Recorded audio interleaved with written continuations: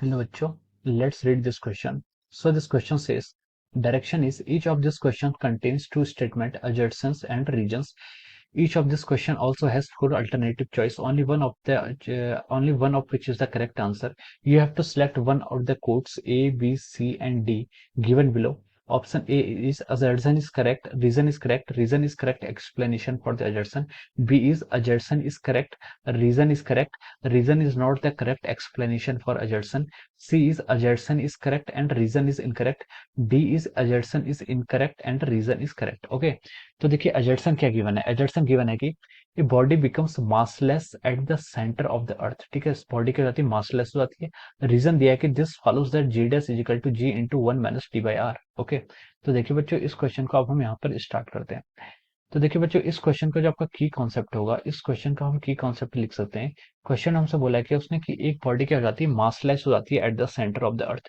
ठीक है, तो देखिए ये आपका है आपका वेरिएशन ऑफ जी. ठीक है, this question is based upon the variation of g. ठीक है, एक्सेलरेशन ड्यू टू ग्रेविटी का जो आपका वेरिएशन होता है यहाँ पर हमें वो बताना है. ठीक है, तो देखिए एक्सेलरेशन ड्यू टू ग्रेविटी होती है, उसका जो वेरिएशन होता है with respect to the depth के रिस्पेक्ट में जो वेरिएशन होता है वो ये होता है g dash is equal to ji into one minus D over are. ठीक है, अगर जैसे मान लीजिए आपकी अर्थ की क्या है, ये दिस इज आवर अर्थ. ठीक है, ये हमारी अर्थ है जिसका मास एम है और दिस इज द सेंटर, इसको मैंने सी बोल दिया. ठीक है, तो देखिए ये इसकी रेडियस है, मान लीजिए this is the radius of the earth. ठीक है, ये क्या आपके रेडियस ऑफ द अर्थ है. ठीक है, तो देखिए अगर हम क्या करते हैं, अर्थ के रेडियस से अंदर को आती है, यानी कि अर्थ के सरफेस से हम अंदर को मूव करते हैं, तो यहाँ पर जो जी की वैल्यू की, यानी कि आप मान लीजिए डी डिस्टेंस पर आ गए. ठीक है, यहाँ पर आपके डी डिस्टेंस पर आ गए, तो जो यहाँ पर वैल्यू ऑफ होगी क्या होगी, एक्सेलरेशन ड्यू टू ग्रेविटी की वैल्यू होती है वो क्या हो जाती है, लेस हो जाती है.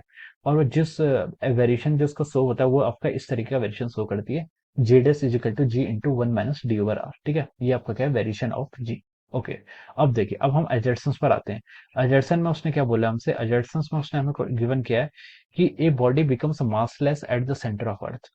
एक बॉडी क्या हो जाती है, मासलेस हो जाती है at the centre of earth पर आके. ठीक है, तो ये अजर्सन ही आपका क्या रॉन्ग है. ठीक है, मासलेस नहीं हो सकती, वेटलेस हो सकती है. कोई बॉडी क्या हो सकती है, वेटलेस हो सकती है, लेकिन मास तो एक स्केलर क्वांटिटी, मास एक ऐसा पैरामीटर है जो आपका कांस्टेंट रहता है. मास होता क्या, मास होता है कोई भी कितनी क्वांटिटी कंटेन करता है कोई ऑब्जेक्ट, उसे हम उसका मास कहते हैं. ठीक है, तो मास होता है. ठीक है, तो इसने बोला कि ए object becomes massless at the centre of the earth. तो ये जो आपका यहाँ पर स्टेटमेंट है मासलेस हो जाता है, ये आपका रॉन्ग है. ठीक है, वेटलेस हो सकता था लेकिन मासलेस तो नहीं हो सकता. ठीक है, मास क्या हो सकता है, मास आपका कांस्टेंट रहता है. ठीक है, सेकंड में उसने बोला कि आपका रीजन क्या दिया, उसने रीजन में दिया उसने this follows from G dash is equal to ji into one minus D over are. ठीक है, इसने बोला कि जी का वेरिएशन दिया है. ठीक है, इसने आपको रीजन दिया हुआ है. ठीक है, तो देखिए यहाँ से आपका आ रहा है कि रीजन तो आपका करेक्ट है. ठीक है, रीजन क्या है, देखिए वेरिएशन ऑफ जी होता है, जी डैश आपका इस हिसाब से फॉलो करता है, तो उसका रीजन करेक्ट है. लेकिन देखिए यहाँ पर आपका अजर्सन ही क्या है, इनकरेक्ट है. एडजेक्शन इनकरेक्ट है लेकिन रीजन क्या आपका करेक्ट है. तो ठीक है, इसके लिए हम देखिए ऑप्शन डी में आपको गिवन है. ऑप्शन डी देखिए, उसमें लिखा है कि assertion is incorrect but reason is correct. ठीक है, तो आप यहाँ से बोल सकते हैं कि आपका ऑप्शन डी क्या हो जाएगा, इसका करेक्ट हो जाएगा. Option D is the correct answer. Okay, we can write down option D is correct answer of this question. ठीक है, ऑप्शन डी क्या हो जाएगा, इसका राइट आंसर हो जाएगा. So I hope you all understood this concept. All the best and thank you so much.